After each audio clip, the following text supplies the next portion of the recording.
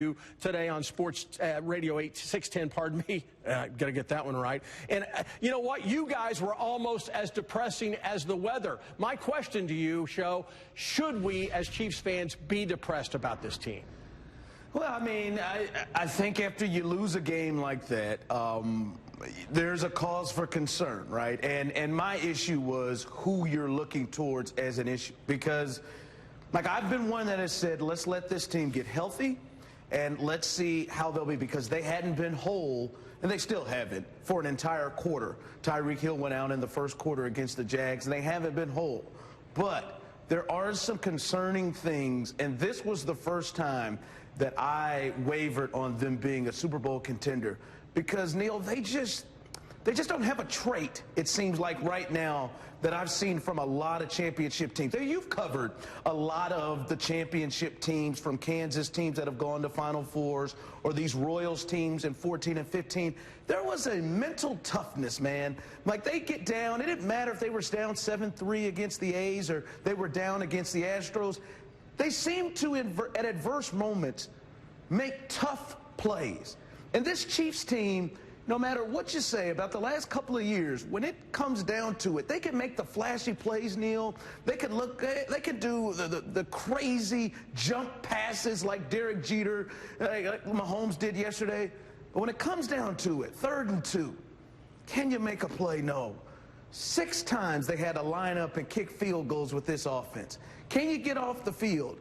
And there's some kind of gene there of the lack of toughness that this team seems to have. Now, I believe when you're talking about the defense, I think this offense has an opportunity to be one of the 1 or 2 best offenses in all of football, and I think that it gives you an opportunity to be in the conversation to go to the Super Bowl. I got to stop you right here, Neil. See, this is what happened on the show today, and I feel comfortable me and you can go at this right now. Listen, man.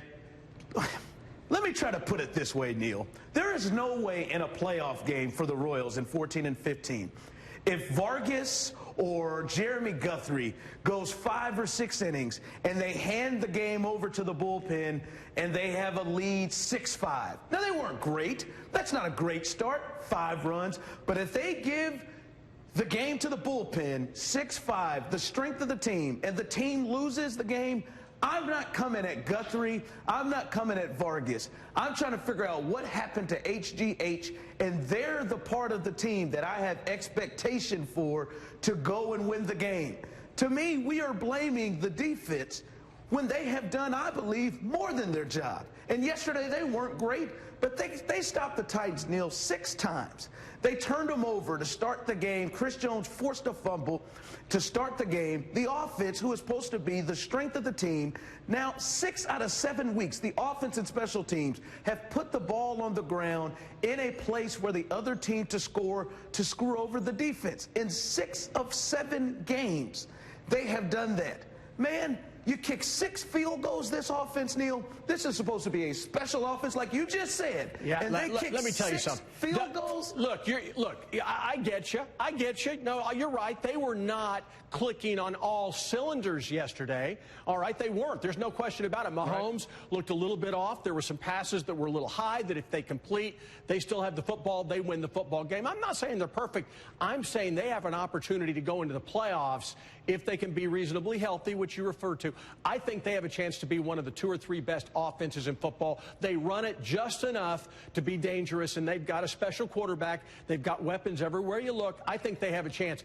But don't bail out the defense. The game is on the line, and they let them go, what, 58 seconds to go 61 yards? Zip, zip, zip, zip. Give me a break. But the defense has got to play better. Come on. I'm not going to say they don't have to play better, but let's remember the expectation. Did they go in and make their stop? They go in and listen, I just want you to think about this. Think about what you thought about this defense coming into the season. Neil, at 150, Chris Jones and the rest of the defense makes their plays. They get them off the field, 4th and 17, forced turnover on downs. At that point, the defense had given up 20 points with 1:50 left.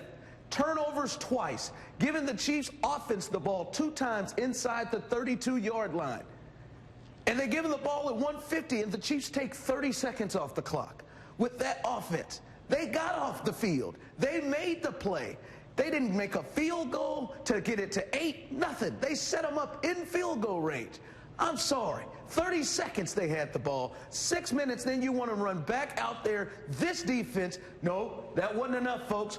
We want you to make another stop. I just saying, in terms of expectations, we knew what the offense and special teams were. They were supposed to be elite, not just for this team, but in the league. And the defense, we just crossing our fingers, man. Ooh, if they can be 19th or 20th. Well, man, I just don't know how you start with the defense. I think they're 31st against the run, and they've got to get better against the run. Although, look, Tennessee runs the football well, and they got a guy who can run it, so you're not going to have that happen every week. But they got to get better on defense. I'll tell you what, I don't know that I'm going to buy this. I was going to tell you, don't let Vern talk so much. Now I'm thinking maybe Vern needs to talk more on your show. That's not true. No, he shouldn't. And that's all right, though. I love Vern, but it's great. He knows his place. All right, moving forward, should we be concerned? This is a short answer. Should we be concerned about the AFC West? No, absolutely not. No, not a chance. If they're not going to lose the AFC West. I'll put that right now. Now, last year they tied for it. Remember, the Chargers beat them here, ended up tying. They got the tiebreaker against the Chargers. I hate to say this. I know the Chiefs have injuries, but I think somebody for the Chargers is probably going to get hurt prior to that game starting. And the Chiefs, their quarterback play and coaching is so much better now. I understand what they just did to Ryan Tannehill and Mike Vrabel, but their coaching and quarterback is too much better. I don't even know if that makes sense, but it's much better than what the Raiders and Chargers are rolling out there. They're not losing the AFC West. All right, Ron, real quick, let's show this play. This afternoon when I was driving in listening to you guys were talking about something that I had not noticed when I was doing it, and that is the scoop and score, and you're talking about Patrick Mahomes. Should he have tried to make the tackle? Absolutely not. A genius play. One of the plays of the game, in my opinion. No, get down. I've said this. I'm not kidding, Neil. I think teams should practice that with their quarterbacks. I think teams should practice. I know we're going to hear, oh, this is soft. Oh, this is soft. I could hear ex-players. Teams should practice. Interception, fumble, quarterback, get off the field. Get down. I tell him to run a beeline off the field because it is more important right now than you to stop. Now, it's a playoff game, Neil, or the Super Bowl or something else, then I get that. But no, a regular season game, get down and don't get hurt because they are looking for you. He makes a lot of sense. You can hear him every day on 610 Sports with his partner, Sean Vern. Thanks very much for coming in today. All right, before we go, some sad news today for the NFL. Former Michigan State and Detroit Lions star Charles Rogers died last night. The wide receiver was the second overall pick in the 2003 draft and played 2 years with the Lions. The 38-year-old reportedly died from liver failure after being diagnosed with cancer. Well, another wild weekend of college football with one major Big 12 matchup coming down to the final seconds. We'll break down the big plays and the game-winning field goal coming